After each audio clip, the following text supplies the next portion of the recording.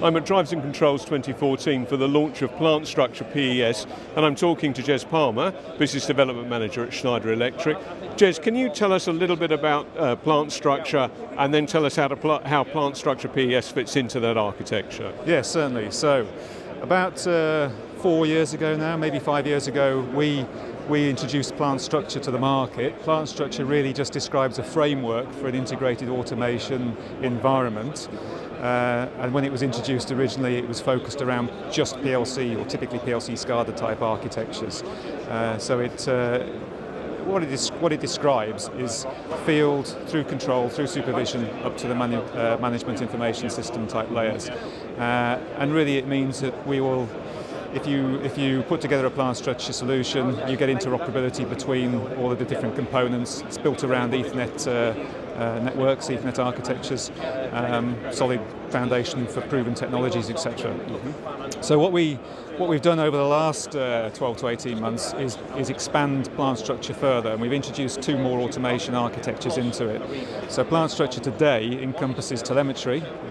And what differentiates telemetry from a traditional PLC SCADA is that telemetry is over a much wider distance or area, such as used in the water industry or oil and gas and petrochem type environments. And it's really communications, not so much petrochem actually, but oil and gas pipeline. It's where you generally will have non-permanent communications, and you'll have simple low-cost devices out in the field, like pumping station, reservoir monitoring, that type of stuff.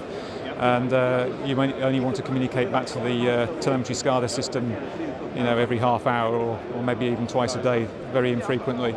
So telemetry just describes an architecture that's over a wider area with non-permanent communications. So that was introduced into Plant Structure, and then so that gave us telemetry and PLC SCADA type architectures. And then more recently, we've launched PES, Process Expert System, which is effectively a DCS type solution.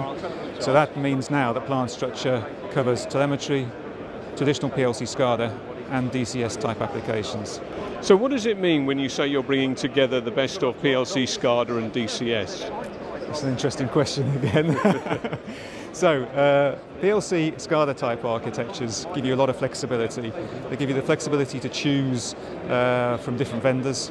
You will be guaranteed, these days anyway, pretty much interoperability. So if you sourced an instrument from manufacturer or vendor A, and you wanted to connect it to vendor C's controller, then you generally do it over one of the recognised fieldbus networks or over Ethernet these days, which is where we're going.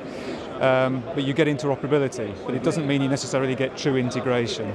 And by that I mean object libraries, pre-built, pre-provided, that enable you to get information from that device very simply, very easily, almost to the point of a plug-and-play type solution. Right. Okay.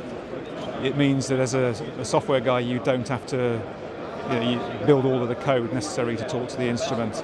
That's what we mean by true interoperability.